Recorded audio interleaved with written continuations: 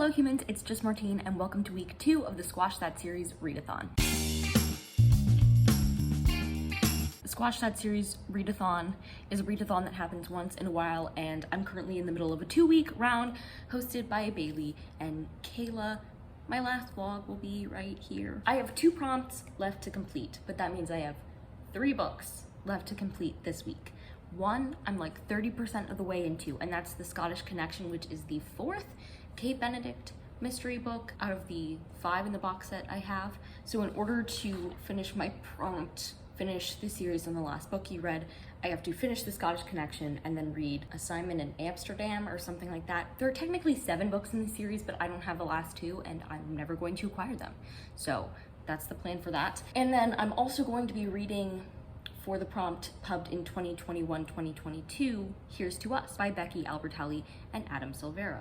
So I'm probably going to start that while I'm still in the middle of like the Scottish Connection, because I've only got a week and I'm a little worried about finishing because it's gonna be a busy week. So that's where I am.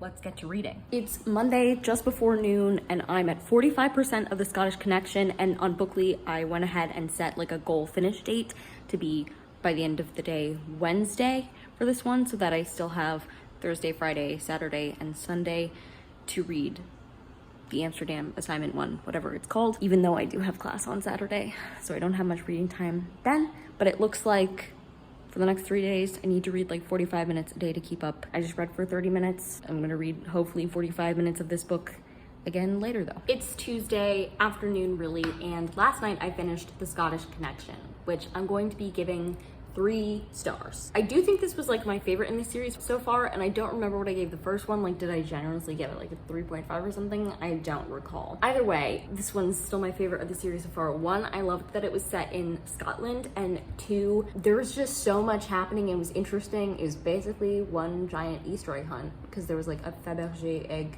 involved in like a missing book, and she was seeing visions and all this stuff, and I had a good time with it, but it was still a bit of a plot. It would have gotten to 4 stars if it had like felt a little faster to read. It just felt like a slog like the others have. I don't know if that's because I'm trying to read them so quickly or what. Glad I finished that, which means I only have 1 more book before I can finally move on to my last prompt, even though I am already starting my read for the last prompt just to make sure I have enough time. So last night I started Assignment in Amsterdam, which is the last book that I'm reading for this one prompt, and then I also started Here's to Us for the prompt of pubbed in 2021 or 2022. And that book, I'd forgotten like entirely what had happened in the first, but a lot came back to me after I read the first chapter, and then I also looked up a summary to just remember. And I remember now how bittersweet the first book was. So I'm excited to see what this one holds. It might hurt me, but that's okay. It's Wednesday afternoon and I just finished Assignment in Amsterdam, which I'm giving 3 stars. This one I enjoyed pretty well too. I still think The Scottish Connection was my favorite of these, just because I liked the atmosphere of that one better, but I feel like the plots were pretty on par for the 2 of these, and this one was shorter, so it felt quicker, which was a problem for me in The Scottish Connection. Either way, I finished it now. This 5th one, pretty good. My thing about series like this, like these accidental PI series, is like you don't need to read them in order. You don't need to read all of them. So if you're at all interested in the concept behind the series, the fact that the main character sees auras over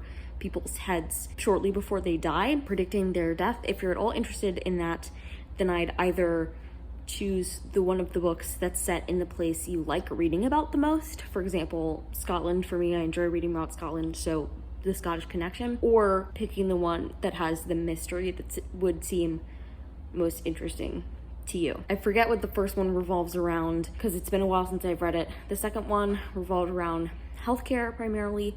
The third one, ciphers.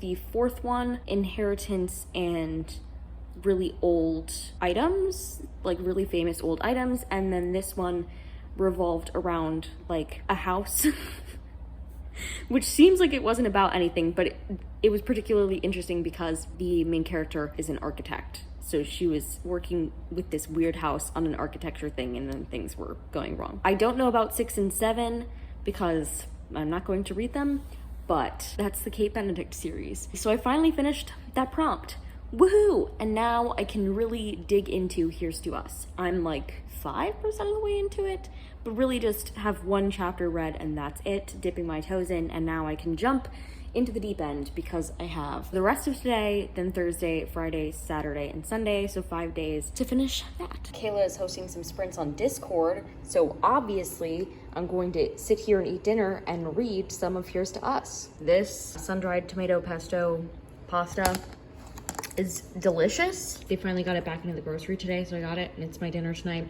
I don't actually eat the sun-dried tomatoes, I just let them lovingly caress the noodles with their flavor, but time to read. And I've been reading What If It's Us, and it's hurting me so badly. So we just finished a 45-minute sprint, and we agreed that I need to switch books for this next sprint because I was in my feelings for 45 minutes straight, and it was rough.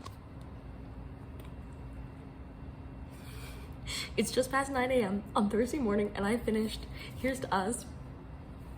5 stars, 5 stars, 5 stars, 5 stars. The pain was worth it. The pain was so worth it, and the pain lasted so much longer than it normally does. Oh. The first book was great. I gave it 4 stars, and I loved it. And it hurt me in all the right ways, and that was what it needed at that moment in time. This is what I needed in this moment in time.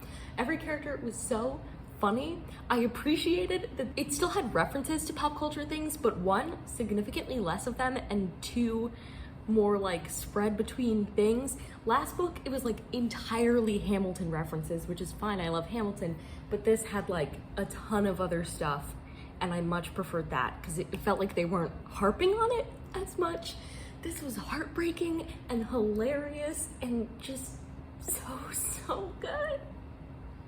I don't have the words. I don't have the words for how this made me feel. Last night when I was doing reading sprints, I was losing my mind. I was so upset. This morning, I was just like, for like an hour straight.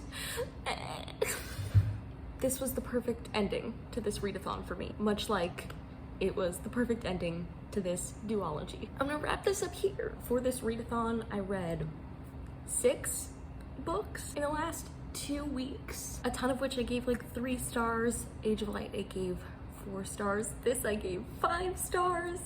Thanks so much to Bailey and Kayla for hosting this. It would have taken me forever to get around to this book if not for this, and I loved it. And thanks to the universe, which is a reference to the book, for making me land on Pubbed in 2021, 2022. Otherwise, I wouldn't have read this book for this either. The universe knows what it's doing. Okay. If you like this video, go ahead and give it a big thumbs up and comment down below what's your favorite sequel. And subscribe for more reading, writing, and college lifestyle content. And until next time, bye humans, bye.